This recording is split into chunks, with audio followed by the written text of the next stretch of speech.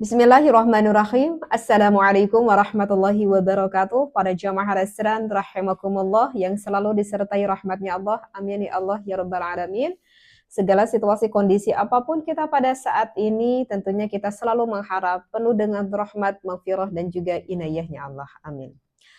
Maka apa nih Teh yang akan dibahas kali ini? Sudah lama sekali ya Teteh tidak membahas yang berhubungan tentang rumah tangga, maka ingin sedikit lagi Teteh ngobrol atau membahas yang berhubungan tentang rumah tangga ini.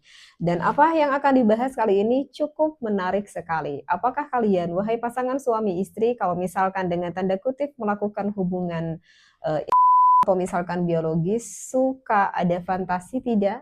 Atau bahkan sampai membayangkan sosok seseorang. Nah, inilah yang ingin sedikit Teteh bahas. Dan tentunya ilmu ini adalah ilmu yang cocok bagi pasangan yang sudah berumah tangga. Oleh karena itu, mohon berbijaksana ketika mendengarkan ilmu kajian ini. Bismillahirrahmanirrahim. Bismillah, alhamdulillah, wassalatu wassalamu ala rasulillah. Yang pertama, kita harus mengetahui dulu akan fantasi. Ini ya, fantasi. Fantasi ketika kita berseksualitas antara pasangan suami dan juga istri. Dan tentunya kalau pasangan suami istri ini merupakan salah satu bagian dari ibadah. Apa sih Teh fantasi tersebut? Itu adalah pola pikir yang dapat membangkitkan gairah, gelora bagi pasangan suami dan juga istri tersebut. Nah, kemudian untuk pembahasan yang kedua, siapa nih Teh yang sering melakukan fantasi tersebut dan banyak disinggung kalau Teteh mendengar-mendengar banyak yang ditudingkan kalau yang sering melakukan ini adalah suami kita. Kata siapa? Kata para istrinya. Entah para istrinya tidak menyadari atau tidak. Sebetulnya kalau misalkan sedikit Teteh berbicara akan psikologis, ternyata yang sering melakukan tindakan fantasi ini itu adalah justru kebanyakan adalah seorang perempuan atau sosok seorang istri. Tetapi bukan berarti seorang suami atau seorang lelaki juga tidak senang melakukan hal ini. Hanya saja kalau seorang lelaki itu biasanya wataknya itu lebih fokus. Biasanya, sekali lagi kalau laki-laki itu lebih fokus akan suatu tujuan. Dan biasanya ketika melakukan hubungan biologis pun justru laki-laki itu lebih fokus terhadap siapa yang ada di depannya atau pasangannya, seperti itu. Dan kalau laki-laki itu kan itu makhluk yang visual dan lelaki itu lebih sederhana, ya. Jadi andai pun ketika melakukan ini ada sedikit berfantasi, ya cukup sederhana. Misalkan membayangkan sosok yang sering ia temui, misalkan sosok seorang perempuan yang ada di pekerjaannya yang dianggap wanita yang ada di pekerjaannya tersebut cukup aduhai, cukup bohai, ataupun cukup menantang lah ibaratnya seperti itu. Tetapi justru sebaliknya, kalau perempuan itu lebih kaya, ya. Kalau misalkan berfantasi itu lebih kaya. Jadi lebih kaya itu lebih detail, gitu ya. Coba saja kita rasakan, kita perhatikan kalau perempuan melakukan suatu tindakan di dalam satu waktu itu bisa melakukan beberapa hal di dalam satu waktu. Nah, itulah adalah kelebihan wanita. Nah, termasuk di dalam melakukan berfantasi ini pun wanita itu bisa membayangkan hal yang lebih rumit, bahkan terbayang oleh wanita ketika melakukan fantasi tersebut, misalkan lokasinya di mana, bahkan sampai ke alur ceritanya pun lebih detail seperti itu. Dan itu memang banyak yang terjadi dilakukan oleh perempuan karena mungkin perempuan ingin seolah-olah mengendalikan bagi sosok laki-laki yang ada di hadapannya. Nah, jadi kalau misalkan kita sering menuding bahwa hal yang sering melakukan ini adalah laki-laki, justru sebaliknya. Secara penelitian psikologis justru wanita lah yang banyak melakukan hal seperti ini. Mau dipercaya ataupun tidak. Baik Teteh, sekarang kita berbicara ini yang poin intinya. Poin intinya kita berbicara hukumnya. Apa sih Teh hukumnya kita melakukan berkhoyali ataupun berkhayal atau istilahnya kita berfantasi, misalkan menghadirkan sosok satu orang yang kita bayangkan. Bagaimana pandangan secara fikihnya? Baik, di sini Teteh, di depan Teteh ada kitab Tuhfatul Muhtaj. Bagi yang punya kitabnya bisa dilihat pada juz ketiga, kebetulan di kitab Teteh pada halaman 180. Di dalam kitab ini ada beberapa pandangan, ya. Sekali lagi ada beberapa pandangan dari beberapa ulama gitu. Cuman maaf banget kalau misalkan Teteh nggak baca referensinya, biar lebih memperpendek waktu, yang penting kita paham aja isinya ya. Untuk pendapat yang pertama ini dari ulama ahli tahqiq. Kalau ulama ahli tahqiq itu seperti siapa saja? Banyak ya. Misalkan di sini seperti Syekh Ibnul Firqah, seperti Syekh Jamalul Islam, seperti Syekh Kamali Raddad, ataupun Syekh Jalaluddin As-Suyuti di sini menghukuminya halal. Apa teteh? Tidak salah dengar, ya halal. Tetapi jangan sampai Anda mendengarkan kajian ini sampai di sini saja. Ya, jangan sampai di sini aja. Ini nanti rancu ini pembahasannya. Harus didengarkan sampai dengan tuntas ya. Insya Allah nanti sama teteh lebih diperjelas. Dan untuk yang kedua, ini ada pendapat yang dikatakan oleh Syekh Taqiyuddin. Kalau menurut Syekh Taqiyuddin, jika ketika seseorang membayangkan, bahkan ketika membayangkan atau ketika berfantasinya tersebut sampai mengazam. Sudah paham ya di sini sampai mengazam. Mengazam misalkan mau melakukan perzinahan ataupun misalkan muqaddimah zina. Maka jelas menurut Syekh Taqiyuddin ini hukumnya diharamkan. Jadi misalkan untuk contoh yang kedua seperti ini. Gimana ya teteh contohkannya? Misalkan sosok seorang suami yang sangat masih mengingat sekali akan sosok mantannya, misalkan gitu. Sehingga agar semakin bergelora, seorang suami ini ketika melakukan hubungan biologis dengan istrinya, menganggap kalau istrinya itu adalah mantannya. Karena biar semakin memuncak geloranya. Terus saja dia lakukan hal seperti itu ketika melakukan hubungan biologis dengan istrinya. Bahkan, nah ini, bahkan ada niat di dalam hatinya, ini misalkan ya kalau aku ketemu gitu ya sama mantan aku gitu ya, aku benar-benar sangat penasaran sekali sama mantan aku, bahkan kalau ketemu aku mau melakukan perzinahan tersebut. Jadi mengazam kan, mengazam ingin melakukan tindakan maksiat tersebut. Nah kalau misalkan ketika kita berfantasi bahkan sampai mengazam, jelas kalau menurut Syekh Taqiyuddin itu hukumnya diharamkan ya. Sekarang untuk pendapat yang ketiga, dan pendapat ini yang banyak sekali dipakai oleh kalangan-kalangan yang ada di masyarakat kita. Pendapat yang ketiga itu adalah Ibnu Al-Hajj Al-Maliki. Bagi yang punya kitabnya nanti bisa dilihat ini di dalam kitab Qurratul Uyun. Kalau menurut Al-Hajj Al-Maliki jelas kalau kita berfantasi itu hukumnya haram. Meskipun tidak ada maksud di dalam hati kita atau ngazam dalam hati, nggak ada kok ngazam dalam hati kita itu mau sampai melakukan perzinahan, nggak ada. Nah, meskipun di dalam hati kita tidak bermaksud, tidak berngazam mau melakukan perzinahan, tetap aja. Kalau menurut ini Ibnu Al-Hajj Al-Maliki tetap saja hukumnya diharamkan. Kenapa? Karena perzinahan itu kan terbagi-bagi. Ada zinah mata, ya kan? Ada zinah tangan, ya, ada zinah kaki, termasuk ada naudzubillah kalau perzinahan sampai ke zinah farji, itu jelas itu zinah yang besar. Dan menurut Ibnu Al-Hajj Al-Maliki ada juga perzinahan hati.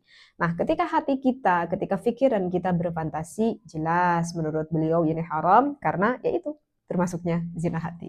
Nah, dicontohkan di dalam kitab Qurratul Uyun ini, teteh masih ingat sekali ya, yang diterangkan di dalam referensi kitab Qurratul Uyun ini mencontohkan seperti orang yang sangat ingin sekali bermabuk. Misalkan kita itu sangat ingin sekali bermabuk, gitu ya. Tetapi yang ada di depan kita itu bukan air arak, adanya hanya misalkan air putih biasa aja.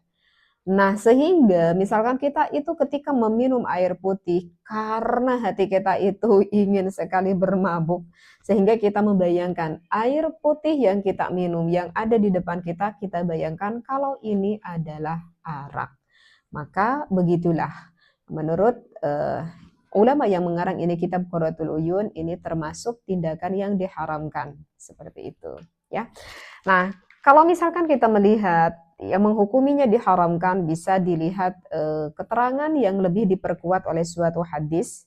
Di dalam hadis ini yang mengatakan innallaha tajawaza li ummati ma haddatsat bihi anfusaha. Jadi sesungguhnya Allah itu akan membalas gitu ya kepada li ummati, kepada umatnya, kepada ma haddasat bihi anfusaha, kepada perkara yang dibicarakan di dalam hatinya. Jadi ya baik buruk itu tergantung bagaimana isi hati dan juga isi pikirannya masing-masing. Seperti itu ya. Nah, sekarang oke, Teteh akan ambil dulu sedikit penjelasan mengenai tadi ulama yang mengatakan halal dan juga mengenai ulama yang mengatakan haram tadi. Nah, sekarang Teteh ingin sedikit menggambarkan dengan apa yang dikatakan oleh ulama, kenapa itu hukumnya diharamkan, ya. Oke, kita ketahui kan, sekali lagi kita ketahui bahwa di dalam berhubungan biologis antara pasangan suami istri itu merupakan salah satu ibadah. Tentunya yang namanya ibadah harus ada ridhonya Allah, ya kan? Berarti tujuannya positif, tujuannya baik. Nah, kenapa ini ulama menghukuminya haram? Berarti ada apa dengan tanda kutip haram ini? Berarti yang namanya haram tidak akan mendatangkan kebaikan, yang namanya haram justru kesananya akan mendatangkan kemudaratan. Oke, mungkin Teteh sedikit contoh misalkan di dalam kasus kenapa seorang pasangan suami ataupun pasangan seorang istri ini sampai berfantasi misalkan membayangkan satu sosok orang misalkan terjadi dikarenakan suatu perselingkuhan misalkan gitu ya. Misalkan suami kita ataupun istri kita berselingkuh ya tanpa kita ketahui, tetapi belum berselingkuh secara fisik. Ya mungkin berselingkuh apa ya, berselingkuh chat-chat mungkin udah ke chat-chat gitu ya. Tentu itu sudah masuk ke dalam hatinya seperti itu.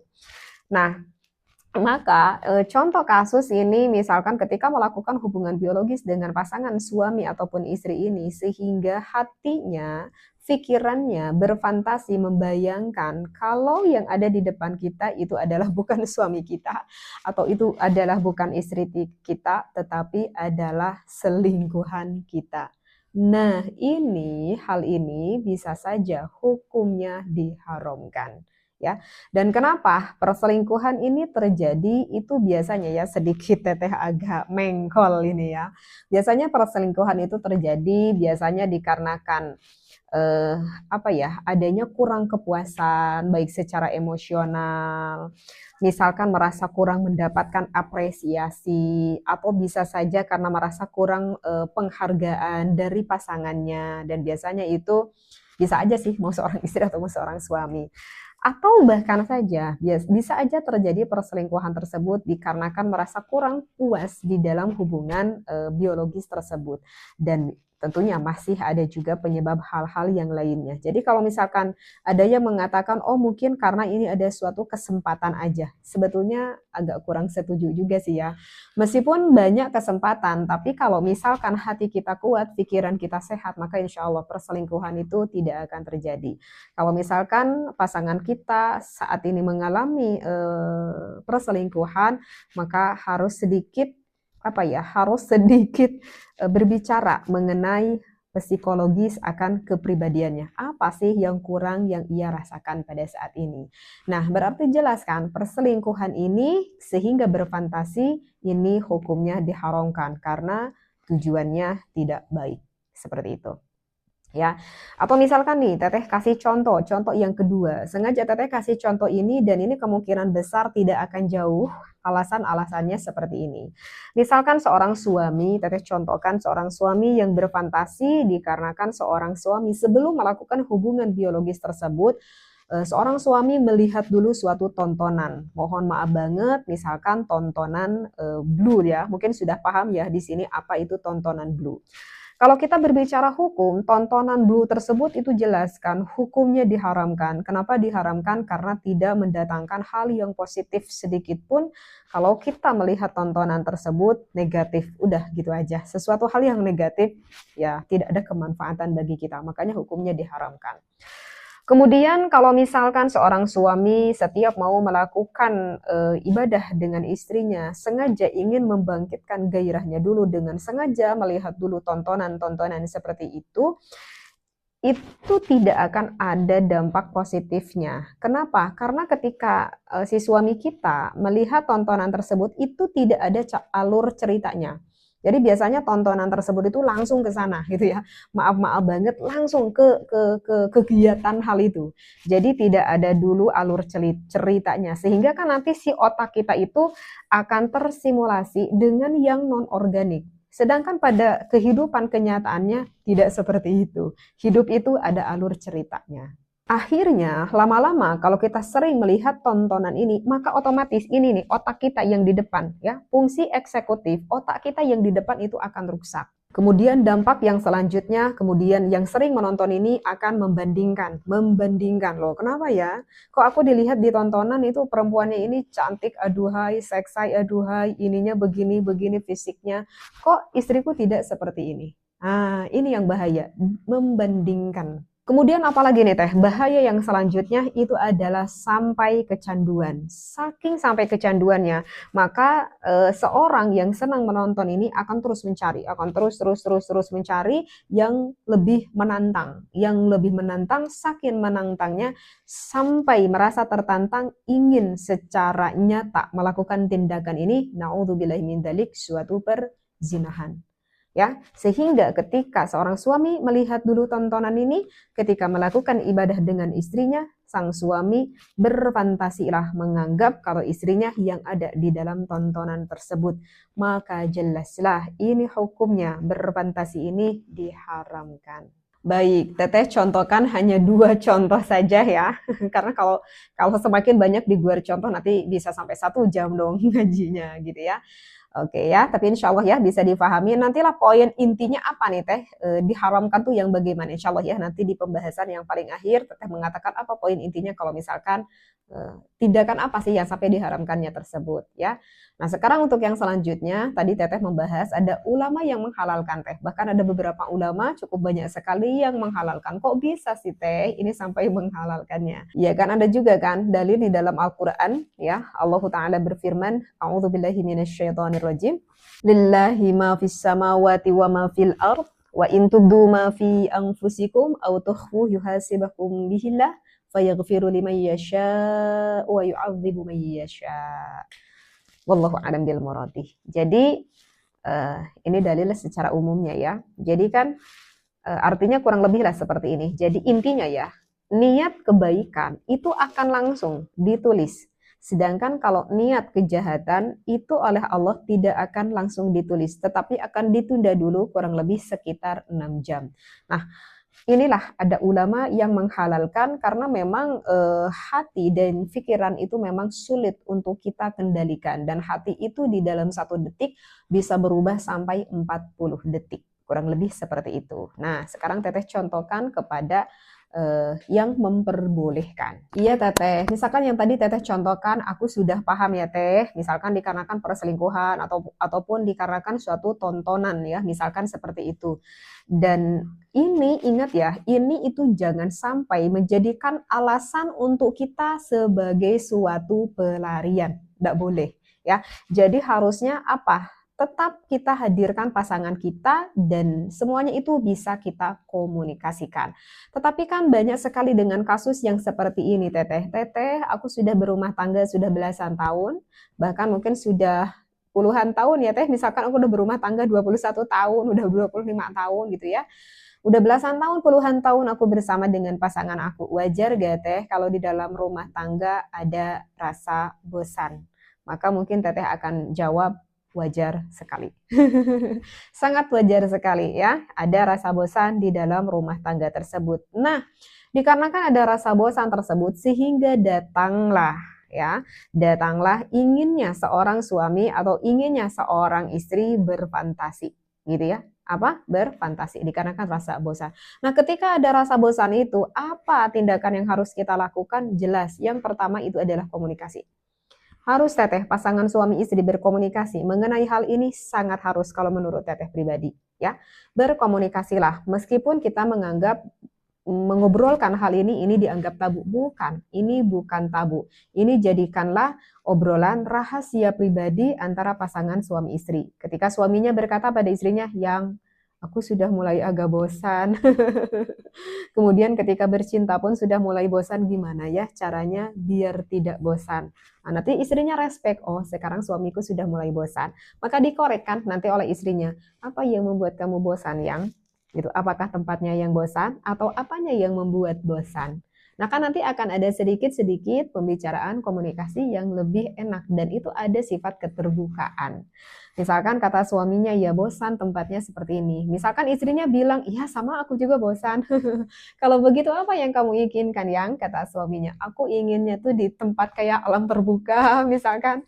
Aku senangnya tempatnya seperti ini. Maka ciptakanlah suasana seperti itu. Kemudian istrinya kembali bertanya pada suaminya, kalau begitu apa yang kamu bosankan? Oh kayaknya asik ya. Kalau misalkan aku bercinta, misalkan dengan seorang apa ya? Dengan seorang polwan mungkin atau misalkan dengan seorang pramugari mungkin, maka kan nanti suaminya bisa membeli baju pramugari di toko online gitu ya, sehingga biar digunakan oleh istrinya. Nah, kalau seperti itu, berfantasi seperti itu tidak apa-apa karena kita bertujuan untuk suatu kemaslahatan. Mungkin saja oleh ulama yang tadi mengatakan ini halal, kurang lebih adalah contohnya seperti ini. Dan kenapa tadi Teteh bilang wajar? Ada rasa ingin kita berfantasi seperti ini sangat wajar sekali. Itu dapat saja terjadi dikarenakan pengaruh dari hormonalitas di antara suami ataupun misalkan istri atau misalkan pengaruh dari psikisnya dan tentu ini semuanya tidak bisa kita kendalikan. Jadi poin intinya tadi oleh ulama yang dihukuminya haram, yang dimaksudkan perzinahan hati itu adalah ketika pasangan suami atau istri tersebut melakukan hubungan seksualitas berfantasi, membayangkan sosok wanita lain, sosok laki-laki lain, baru ini hukumnya diharamkan. Tetapi kalau misalkan kita berfantasi, misalkan ya kita enak-enak, tempatnya yang bagaimana, atau misalkan dengan keadaan bagaimana, atau berganti posisi yang bagaimana, agar tidak ada rasa kejenuhan, maka ini tidak apa-apa. Hukumnya dihalalkan, diperbolehkan selama tujuannya baik untuk kemaslahatan. Masya Allah. Semoga yang Teteh sampaikan ini ada manfaatnya, wabil khusus bagi pasangan suami dan juga istrinya, maka kita harus lebih berbijaksana. Wallahu a'lam. Wallahu muwafiq ila aqwamit thoriq. Wassalamualaikum warahmatullahi wabarakatuh.